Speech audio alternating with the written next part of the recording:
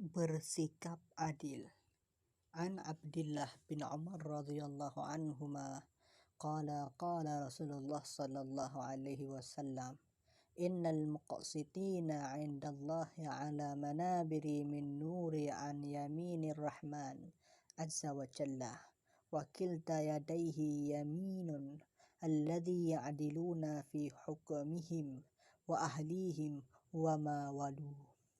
Dari Abdullah bin Umar, ia berkata, Rasulullah bersabda, sesungguhnya orang-orang yang berlaku adil di sisi Allah memiliki mimbar-mimbar yang terbuat dari cahaya di sebelah kanan yang Maha Pemurah Azza wa Jalla.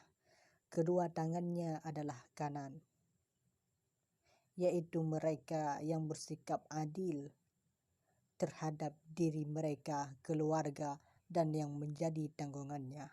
Hadis riwayat Muslim. Allah berfirman, dan aku perintahkan supaya berlaku adil di antara kamu. Asy-Syura 15. Dalam ayat lain disebutkan, dan berlaku adillah, sesungguhnya Allah menyukai orang-orang yang berlaku adil. Al-Hujurat 9. Dan al-mu'adah, al-adalah dan al-mu'adah mengandung makna seimbang. Kalimat ini digunakan dalam hal yang ada lawannya. Al-adl dan al-idl mengandung pengertian yang hampir sama.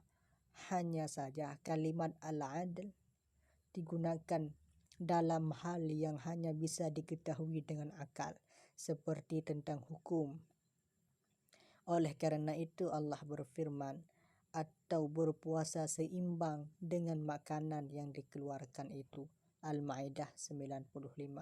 Adapun kalimat al-idl dan al-adil digunakan untuk hal-hal yang diketahui oleh indera, seperti yang berkaitan dengan timbangan, takaran, dan ukuran. Jadi keadilan adalah keseimbangan dalam pemberian. Jika baik maka dengan baik, jika buruk maka dengan buruk. Sedangkan ihsan adalah membalas kebaikan dengan yang lebih banyak dan keburukan dengan yang lebih sedikit. Makna hadis di atas bahwa keutamaan ini dan kedudukannya yang tinggi adalah bagi orang yang bersikap adil dalam kekuasaan, pemerintahan, pemberian keputusan, atau terhadap anak yatim, sedekah, wakaf, hak-hak keluarga, dan sejenisnya. Oleh karena itu, kita jumpai bahwa Allah memerintahkan nabinya untuk bersikap adil, sebagaimana firman-Nya, dan aku diperintahkan supaya berlaku adil di antara kamu. Asy-Syura 15. Kita pun diperintahkan untuk bersikap adil terhadap sesama manusia, sebagaimana firman-Nya, dan menyuruh kamu apabila menetapkan hukum di antara manusia supaya kamu menetapkan dengan adil. An-Nisa 58. Hendaknya dalam menetapkan keputusan tidak ada sedikit pun peran serta hawa nafsu.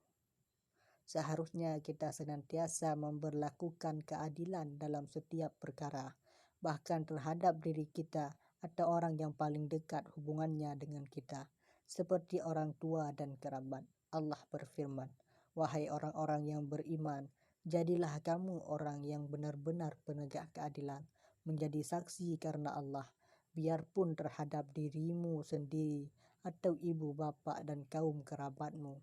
Jika ia kaya ataupun miskin, maka Allah lebih tahu kemaslahatan. Maka janganlah kamu mengikuti hawa nafsu karena ingin menyimpang dari kebenaran. Dan jika kamu memutarbalikkan kata-kata atau enggan menjadi saksi, maka sesungguhnya Allah adalah Maha mengetahui segala yang kamu kerjakan. An-Nisa 135.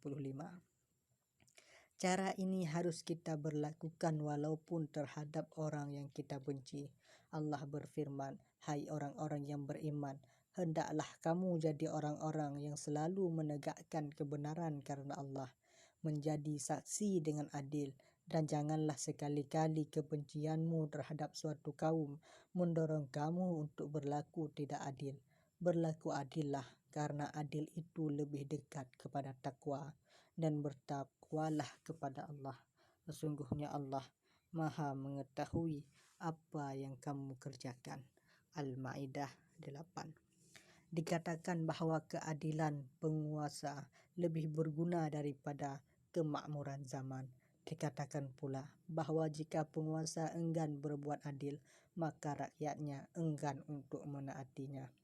Salah seorang pegawai, Umar bin Abdul Aziz, menulis laporan kepadanya tentang kehancuran kotanya, dan ia minta dikirimi harta untuk memperbaiki kotanya. Lalu Umar bin Abdul Aziz membalasnya, "Aku telah memahami suratmu. Jika engkau telah membaca suratku, maka lindungilah kotamu dengan keadilan dan bersihkan jalan-jalannya dari kezaliman, karena itu yang akan membangunnya." Wassalam. Ketika Umar bin Abdul Aziz memegang tampuk pemerintahan, beliau segera memerangi kezaliman dimulai dari keluarganya. Lalu keluarganya menemui bibinya yang dihormati olehnya dan memintanya agar berbicara kepada Umar. Umar berkata, "Sesungguhnya Rasulullah telah menempuh suatu jalan. Ketika beliau meninggal, para sahabat beliau menempuh jalan yang pernah ditempuh oleh Rasulullah. Ketika urusan dipegang oleh Muawiyah, maka mulai terjadi pergeseran ke kanan dan ke kiri. Demi Allah, jika Allah memanjangkan umurku, maka aku akan mengembalikannya ke jalan yang pernah ditempuh oleh Rasulullah dan para sahabatnya." Sang bibi berkata, "Wahai keponakanku, sungguh aku mengkhawatirkanmu akan adanya hari yang sulit dari mereka." Umar menjawab, "Setiap hari aku mengkhawatirkannya sebelum hari kiamat, sehingga aku tidak merasa aman dari murka Allah."